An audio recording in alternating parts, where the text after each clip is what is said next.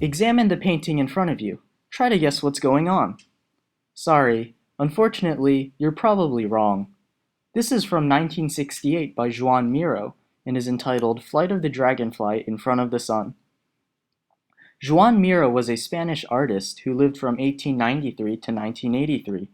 He lived during very tumultuous times as he witnessed both world wars, the Spanish Civil War, and Franco's totalitarian regime.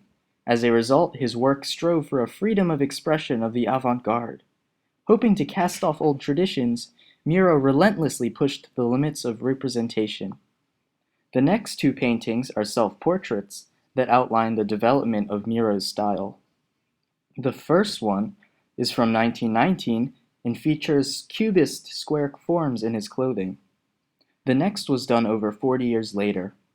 Although highly abstract, Miro never completely left objectivity, instead depicting mutations of the optical world. His maturation culminated in the Surrealist work that he is widely known for.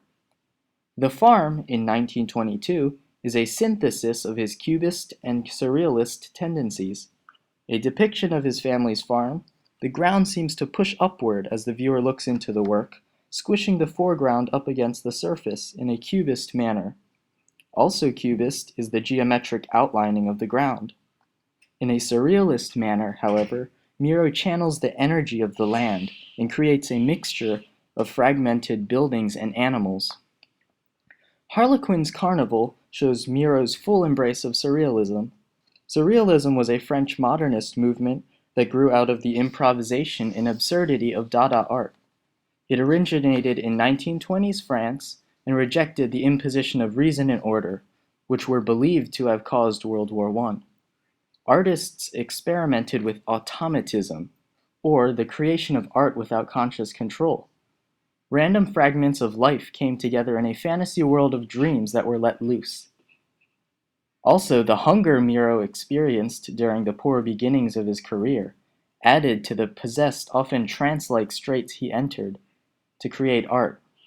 Harlequin's Carnival of 1925 depicts a variety of simplified forms: a radish, mustaches, a guitar, a ladder with an ear and an eye, and even the Eiffel Tower. In addition, Miro painted amoeba-like blobs called biomorphism. These organic forms influenced Alexander Calder's moving sculptures called mobiles. Person throwing a stone at bird is an example of Miro playing with line, space, and color. Potato, done in 1928, depicts a female figure stretching her arms against a blue sky, believe it or not. The potato is actually on the woman's forehead.